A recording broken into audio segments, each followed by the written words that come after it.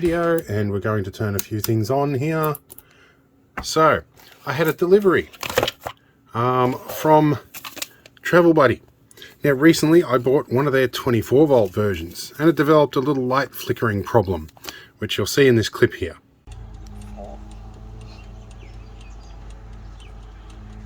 Now I did some testing, and it seems like the thermostat was fine, the resistance was fine, it wasn't fluctuating. All things pointed at just the light being a little bit crooked. So I got on the email and I contacted these guys, and nearly instantly they got back to me and said, oh yeah, that happens occasionally, we get a dud light once in a while. It won't affect its performance, it's just a funny light. And they sent me a parcel here with a spare light kit. Right down to the pop rivets and crimp terminals and everything. Spare cable gland. Quite extensive number of bits that I'll need. Very handy. They had that shipped out within hours. They've even sent me full instructions and a bit more fiberglass insulation for it. Top stuff. So we're going to have a look at the letter that's sent here. So this is Darren from Travel Buddy, top notch bloke. So we're going to go and pull the oven out and drill some pop rivets out and replace this light. Okay, now we're going to get the thing out. I used one of the hold down brackets on the front here to stop it sliding out. That's what she said. Yeah. But now I've got to go around the side, and I could probably almost do this in situ, but it's going to be easier on the desk. Alright.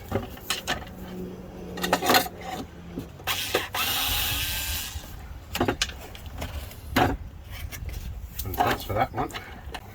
Alright, now should be able to extract this way. Yeah. Alright, well we're back inside. I'm going to use the little drill for the moment. See if I can drill these rivets out the easy way. We'll do the flip over. Now on the included instructions and the photos they sent through by email, I do need to pay a little bit of attention to the cable gland on the back here. I may need to push a little bit through as I pull the front out. Partially out with cable gland. You've got to be careful not to stab your finger doing this. Alright, it got a little bit warm in here, so I've had to turn some air on. Cable gland is out, and I see why they sent me a new one. Let's turn around, slide our front out just a little bit here, and there's our light, readily accessible. Let's move our camera. Alright, we have our wiring exposed here.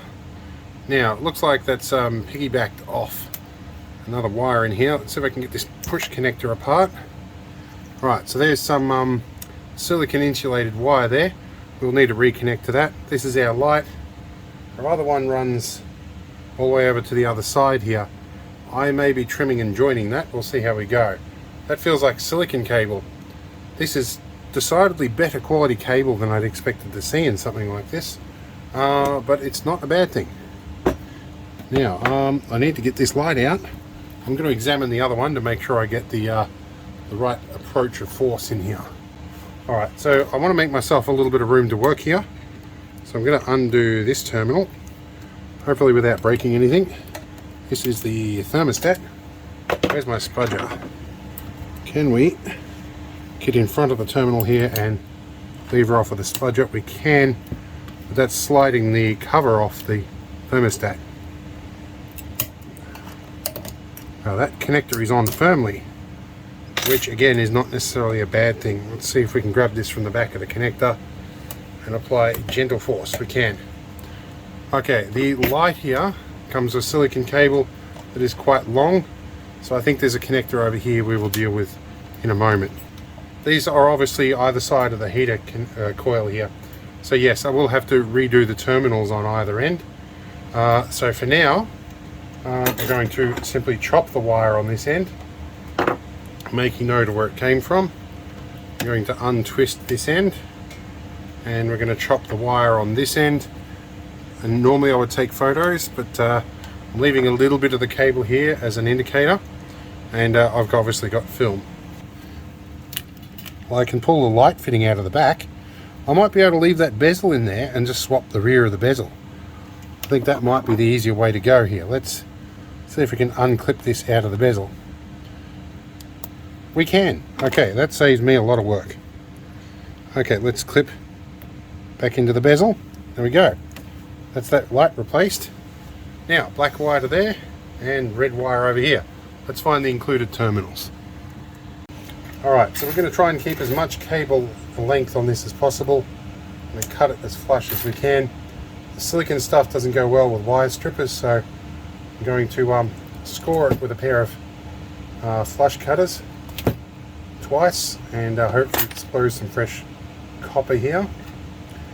And we may use a little bit of solder, but I do have some proper ratchet crimpers to do this job. This is some fairly decent wire in here, and it looks like tinned copper wire, as is commensurate with marine stuff, and they do tout these as marine grade. Pretty much. Right, have continuity here, so now we can check from one side of the coil to the other. Let's turn it on, switch it to run. Okay, so we've got continuity, so our crimp terminal hopefully is correct. You don't see this grade of cable in Chinese stuff, not unless there's absolutely no other option, and there's not many places that would actually give you the advice on how to fix things yourself. So this one we're going to run a little bit shorter. Technically I should have wrapped this up, but I can still do that in a minute. Make sure everything's in situ, give it a good squeeze. I like to give them a double crimp.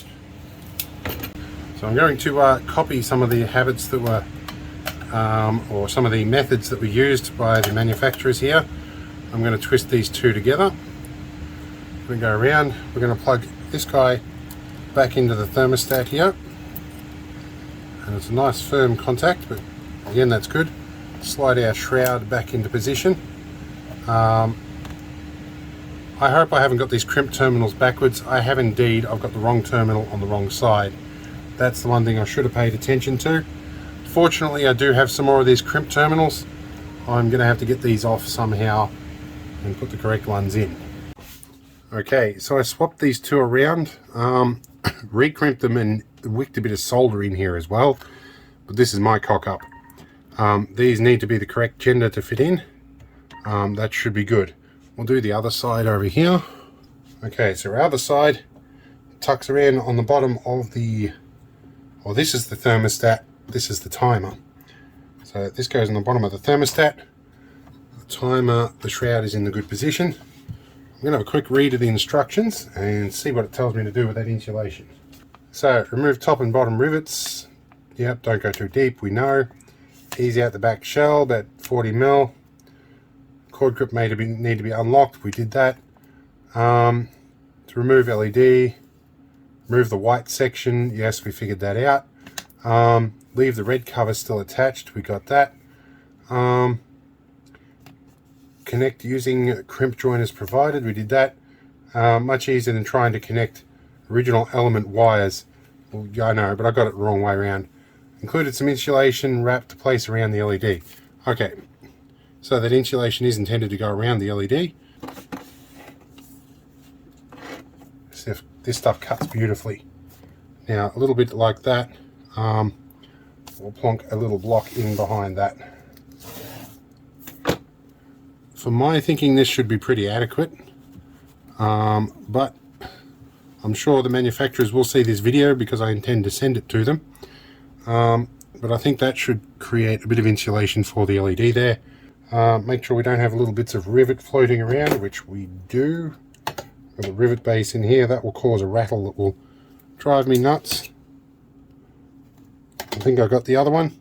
Right, let's put it back together. Are we lined up for the holes? We are. I'm going to get Mr. Third Hand here to do the rivet for me.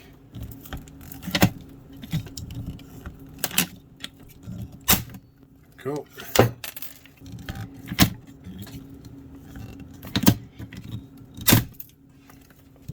It strikes me I should probably have tested that light before we rivet it back together. But it's too late now. Alright, there we go. So the last order of duty here is the cable gland. We will look this over, and it goes in an oblong fashion. The instructions did say to rotate at 90 degrees, which I didn't do, and I have sort of messed that hole up a little bit. The reason being is it's olive shaped, so as you turn it sideways it squashes this in. That would have been sensible and something I did know, but didn't bother to think about at the time. Alright, we're plugged into 24 volts down here, and our light works and it doesn't flicker, so I think we're good, and it is an LED type. So we're cooking with I would say we're cooking with gas, but we're cooking with electricity. Let's get it back in its little hidey hole.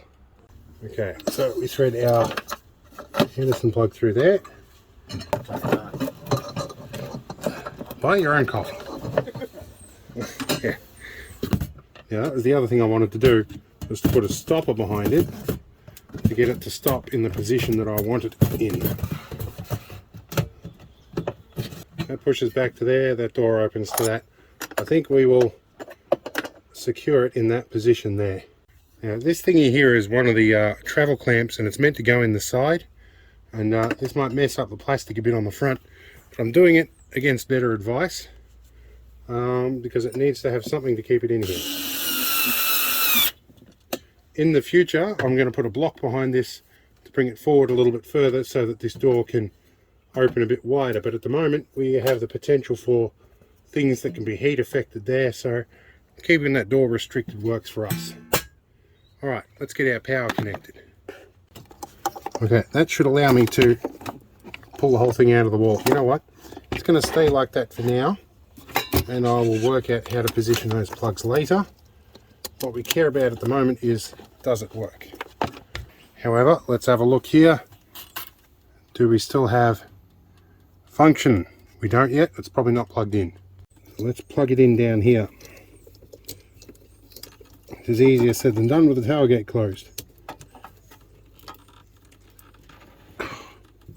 That is a stiff Anderson plug. There we go. Alright, we're connected, we have heat, and it works, and our light doesn't flicker.